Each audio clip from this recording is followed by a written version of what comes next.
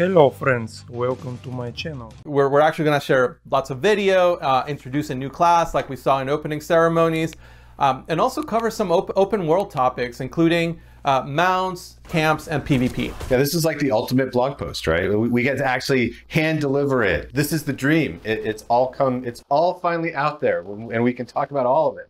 Just in case some of you guys missed it during opening ceremony, let's take another look at the Rogue Announce video.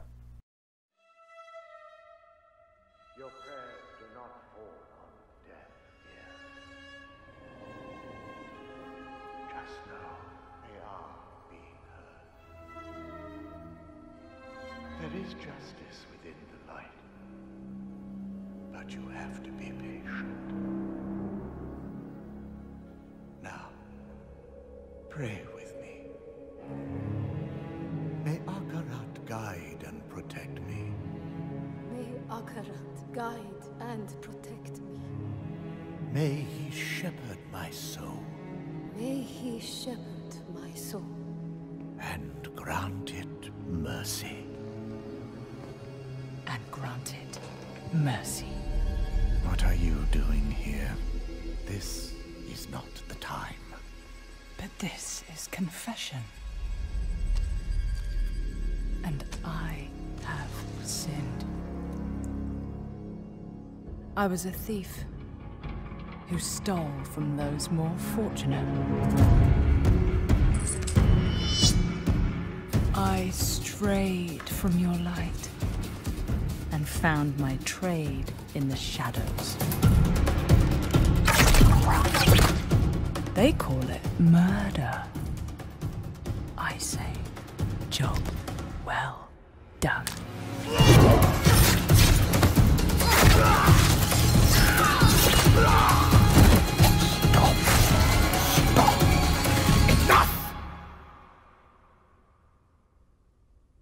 I am a thief, a heretic, a murderer, Father. Will Akarat save me? You mock our light. But those monsters were a scourge upon my flock. And you were the answer to their prayers. Then we are settled, and you owe me. The name you seek is... Thank the heavens for you. Heavens? I assure you, Father, the heavens didn't send me.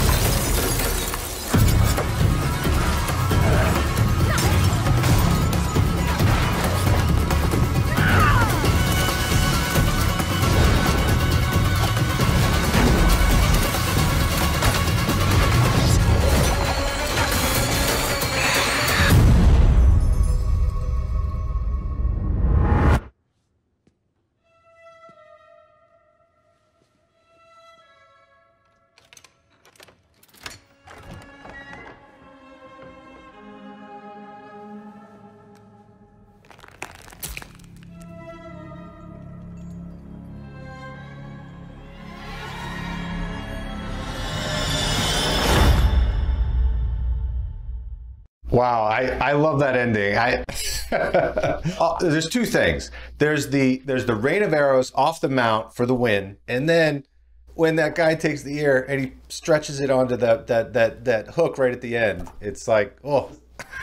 That ear box never gets old. You know, I always wonder where all those ears from Diablo 2 when you kill other players went. Now you know there's some creepy guy in a church collecting ears and putting them in a box. Just what we always thought. No spoilers, but we're going to be hearing a little bit more about World PvP a little bit later in the segment, but ears are definitely making a comeback. But let's go back to the class, because there's just nothing more exciting to be able to introduce to a Diablo game than another class for players to check out. Yeah, this is a pretty cool thing. We don't get to do this very often, right? I think it was you that said that, John. There's always room around the campfire. There's always a little room. We had kind of like very core archetypes to begin with. The brute strength of the barbarian, the arcane knowledge of the sorceress, kind of a return of a shape-shifting classic with the druid. No RPG lineup is complete without that dexterity class that's kind of like defeating enemies with finesse, with speed. And we kept coming back to just the idea of bringing it to the kind of the godfather of all dexterity-based archetypes, the rogue that we saw in Diablo 1. I mean, you got to be excited to have the rogue back. I mean, I know that like when we were exploring different classes, like you had talked about some of your experience with Diablo 1, right? Oh, for sure. So one of the things that's super cool is like the rogue was always able to adapt their playstyle. So fans of Diablo 1, Diablo 2 rogues will be able to create very archetypical rogues, starting with the weapon selection. On the melee weapon side, rogues can use swords and daggers, as well as bows and crossbows on the ranged side. You know, just those sort of dagger attacks mixed with bow attacks, it's like, it just looks great on screen. With all the classes having this real strong identity as far as the animations and what they do, you think about the druid and shapeshifting, or the barbarian with sort of, you know, his leap attacks. There's just all these great things that you discover with the rogue that you can't really do with other classes. I love that you can start cosmetically from such a iconic place where you're wearing the red armor, you kind of look like part of the sisterhood of the Sightless Eye from the original games. You know, you can maybe even add some tattoos into the mix, some scars, make that rogue your own. Or if your fantasy of the rogue is a more traditional RPG outlaw, you're definitely able to create that and put on your kind of hood and half mask and be more of a shadowy character. Yeah, and the character customization, you kind of mentioned it, being able to craft that, you know, that the class of your dreams or your nightmares. It was a feature that I was honestly super nervous about when we started, because we never had this in a Diablo game. But seeing where it is now, it's one of those things that like I'm super excited about with where we're at. There's just a lot of creativity and fun looks, and you can be that you know, tattooed criminal outlaw, or you can be a more noble looking kind of, you know, sort of like thief with good morals. Well, one of the things that we kind of kept running with beyond just the cosmetics was customization. We had this this niche to fill in the class lineup that spoke to the finesse player, to the dexterity player, and just that everyone's idea of what that could be was a little bit different, whether it leaned more on range or melee.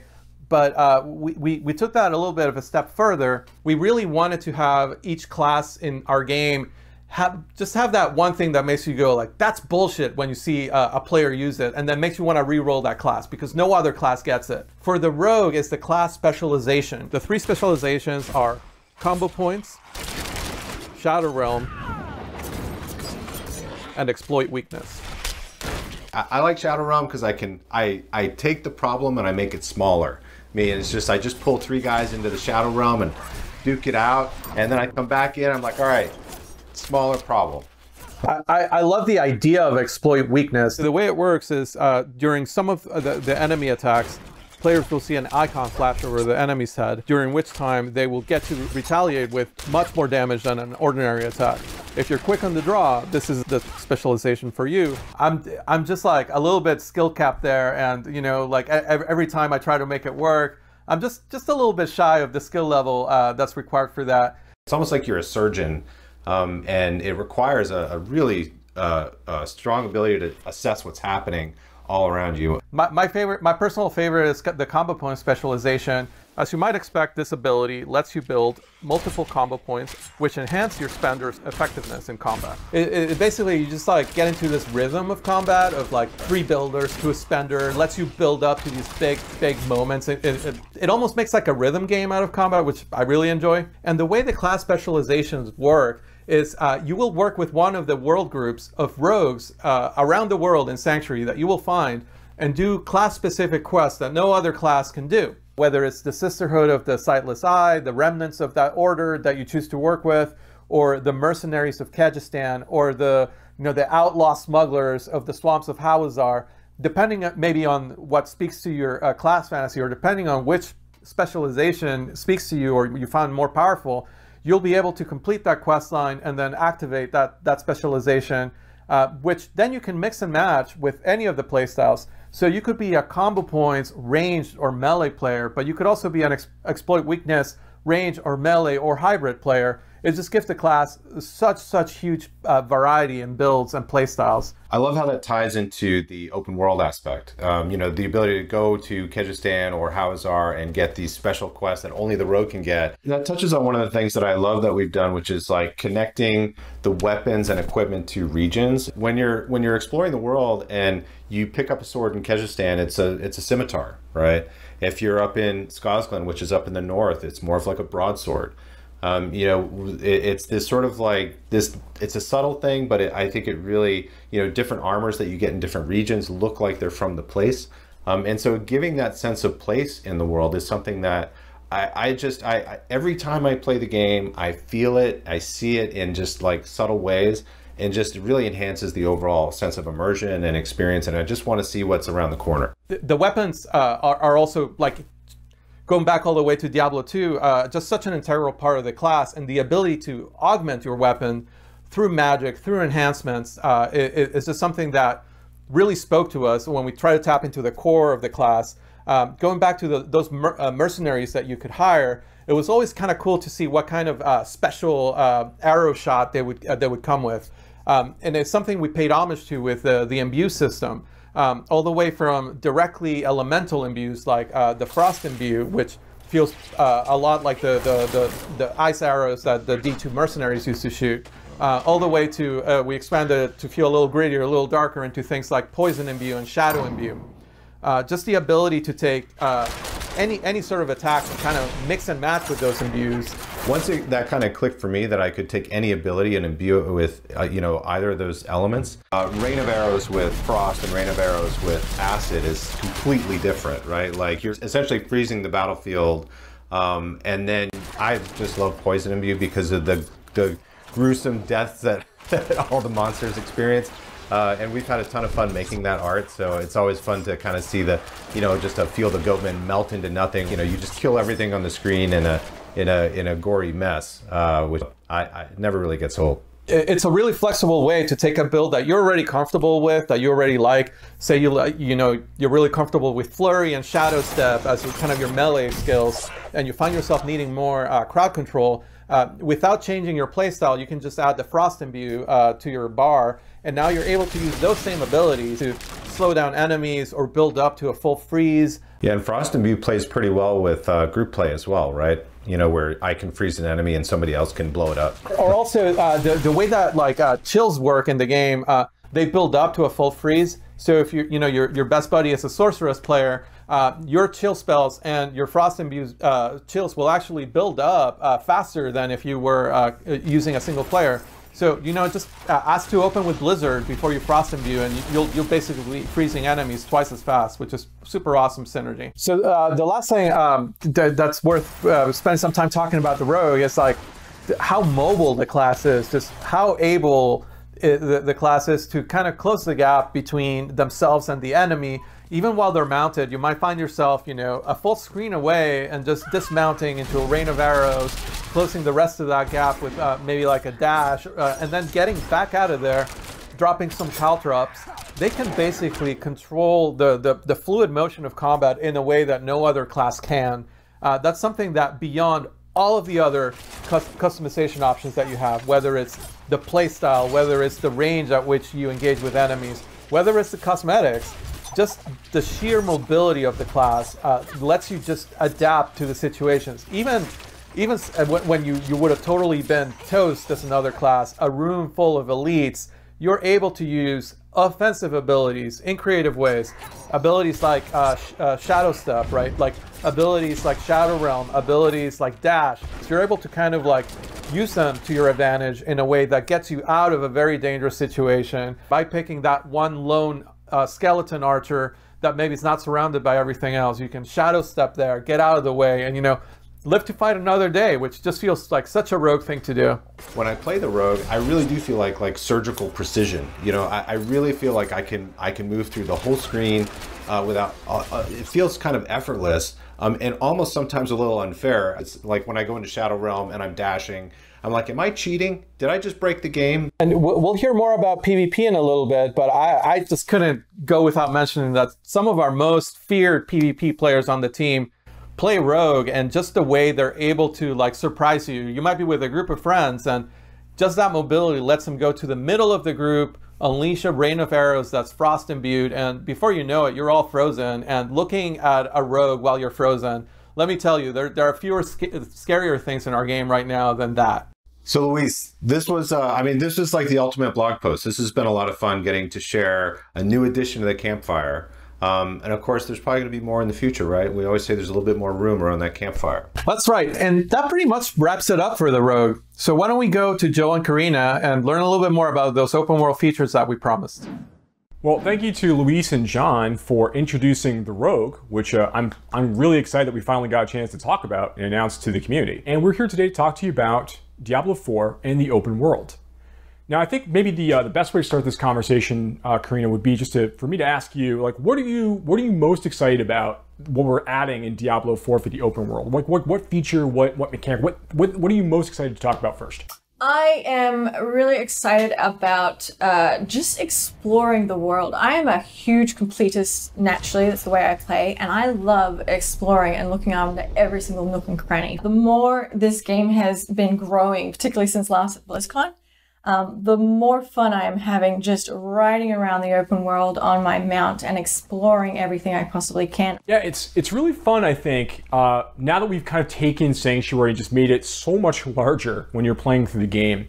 You know, when you compare it to like Diablo 3 or Diablo 2, there's tons of like exploration and movement throughout the world in those games, obviously, but now that we've really been able to embrace the open world concept, we can really dive much deeper into like how does Sanctuary actually all fit together, like be able to ride from Skosglen to the Fractured Peaks, like it's very, very interesting that way. One of the things about that I think is really neat is the collection aspect of mounts. So I mean, there's all these horse breeds and other mounts you can find throughout the world, from completing puzzles or just finding hidden locations or slaying certain particular kinds of monsters.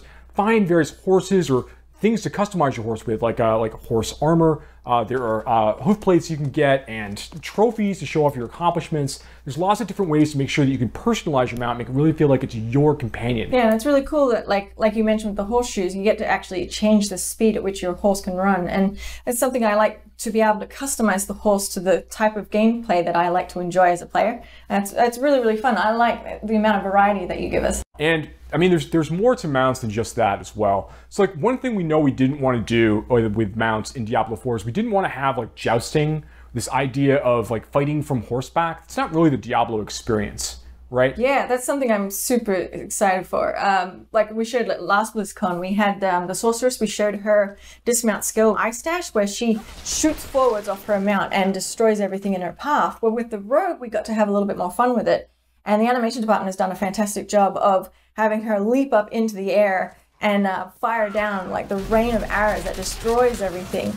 It's really, really cool. It feels really good. The idea of like leaping from your saddle and just raining arrows down on your enemies as you pass by, getting down the fray and then starting to like stab people and poison people, like that is spot on what we're looking for. Being able to jump in, engage with enemies from your horse, and then just fight it out, duke it out using your skills and everything else like we want. It's interesting that your mount can't get damaged, but if a monster actually attacks you while you're mounted, you will actually be forced to dismount. So there is a flip side of actually judging for yourself when you do want to use that skill in order to prevent you from being forced off unintentionally.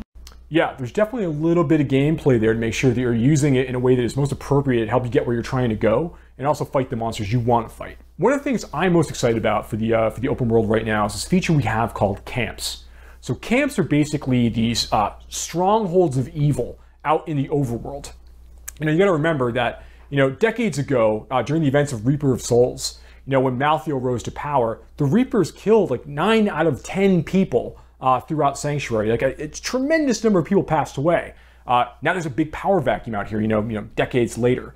And these monsters have started to move into these places. Bandits, monsters, goatmen, all kinds of different creatures, skeletons, the undead, have started to like resurface and come back into these areas and start to take them for themselves. You, as the hero of Sanctuary, get to kind of wander through these spaces and begin to reclaim them for the people of Sanctuary. That's part of what makes them really, really neat. Each of them have their own story, they're their own unique fixed place in the world. Unlike quests are something that happens randomly in the world and you can come across them anyway. Camps are a permanent fixture that you as the player, when you come across that evil, you can actually have a real impact on the open world that everyone else can see, because once you have defeated that evil, one of the really fun things is that you basically unlock that camp and you make a new waypoint that previously didn't exist for yourself, but like suddenly all the marketplaces open up and now you have a blacksmith vendor in a location that previously didn't exist, which I think is really, really cool. Now, what we're looking at here, this was a village, the village of Karayisu, which now has fallen to ruins. The people here in the Dry Steppes had a problem. The problem was there were bloodthirsty cannibals that dwelled nearby and would regularly raid their community. And the people had to come up with a solution. They weren't strong enough to defend themselves from these cannibals, so they made a dark bargain with a demon. And they were able to gather enough power to push these cannibals out and protect their community, but not without great cost, as we can see here. You're kind of helping resettle parts of Sanctuary in many ways when you take these camps back from the enemy. Vendors will come back, and now suddenly there might be like new quest givers, new stories that need to be told. Dungeon entrances can appear in some of these places afterwards. Like there's all kinds of things that occur after you take over the camp and liberate it from these forces of darkness.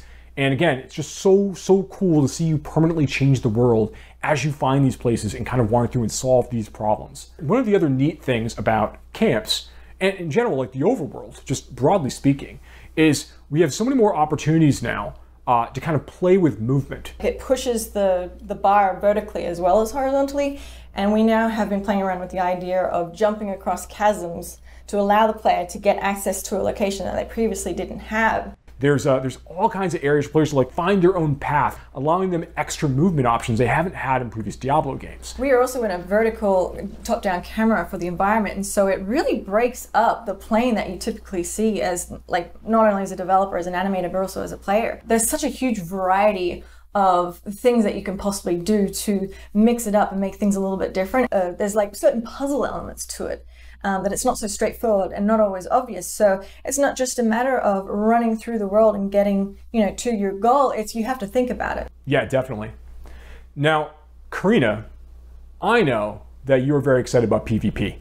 I'm a huge fan of PvP. I love the first time that we all actually had a chance to, as a whole team, play PvP, because the amount of feedback that generated, I think it took design like 3 days to go through it all. And what that showed me is that I find everyone they either love it or they hate it. And I personally love it. I really enjoy it. So the way that PvP works is that the hatred of Mephisto has been bubbling up from hell and has created these areas in the open world that you can freely walk into that kind of consumes you and makes you turn against your fellow players.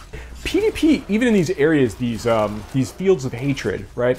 Even in these spaces, it's not like mandatory. So these are optional places players can choose to go to kind of collect shards of hatred that they can collect from like killing monsters, from completing events, opening chests, all kinds of ways to earn these things, not necessarily just killing players. And as you earn these shards of hatred, they're kind of in an unpurified state. They're in a basic state. You need to bring them to a purification event in order to turn them into a currency that you can then use in the nearby like small encampments around the fields of hatred. And what's really neat about that is that when you're trying to purify these things, that's when everybody nearby finds out and hears like, oh, okay, well, someone's actually trying to complete the purification ritual. We need to go and kill those players and take all of their shards before they finish. But once you purify them, they're yours. You can't lose them. But before they're purified, they're free game. Yeah, I think it's really important to note that like, even if you don't want to engage with other PvP players, you can actually explore those areas and collect the shards of hatred from specifically monsters. But the second you need to then turn them in and purify them into a currency where you can spend them on gear, trophies, and other content, you actually are hostile yourself and actually can be attacked during that single moment. But I think that really creates a lot of opportunity for you to team up with friends for just that one little moment in order to gain the reward that you spent so much time collecting. So you called out earlier that the shards of hatred are used for like some of the vendors you could find in the fields of hatred. There are some special vendors that only kind of arrive in these areas. They'll have special costumes or new mounts and weapons and things along those lines. Nothing that's like strictly more powerful than stuff you can get in other parts of the game, but stuff that really like speaks to your desire as a PvP player. And I think one of the things that's really kind of neat about the system in general is that as a player, if you choose to go hostile, betray other players that are near you, try to get as many shards of hatred as you can, you're going to slowly begin to kind of like infuse yourself with that same curse of Mephisto. And you're going to become a vessel of hatred. Now, once you do that, everyone within a very large radius of you is going to be able to see you as a threat on the map. And they're going to get a bonus for killing you. So when that occurs, you have a set amount of time you need to survive. And if you're able to do that without running away or jumping in a town portal and trying to escape, if you're able to do that and finish that period and manage to escape or defeat your people who are coming to try to destroy you, you're going to get a really big bonus at the end.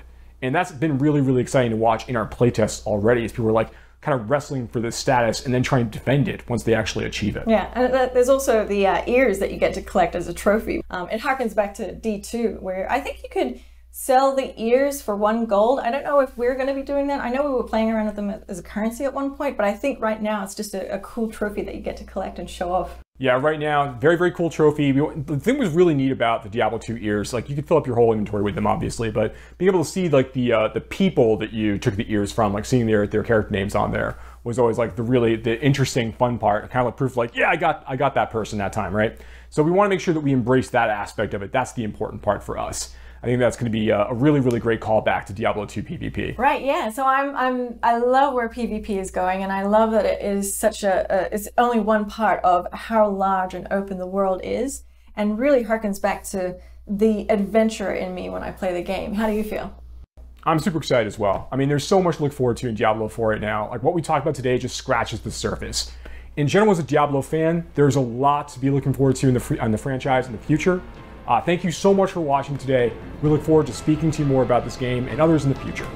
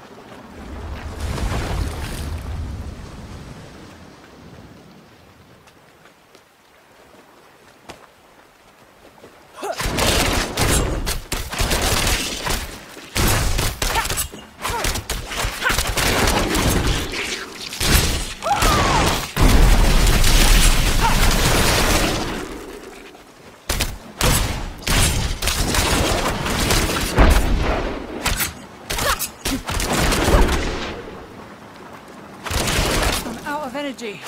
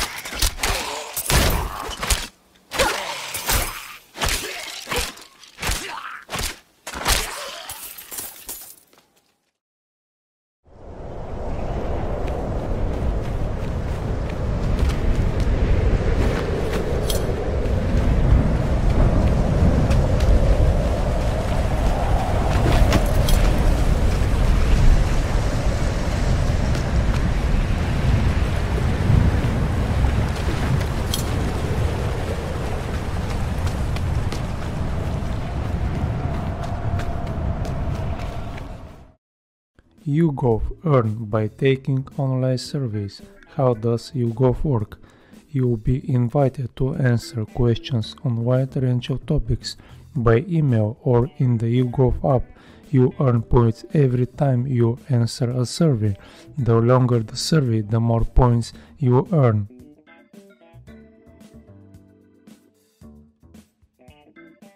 Thank you for watching. If you enjoy my videos, please like and subscribe. See you next time.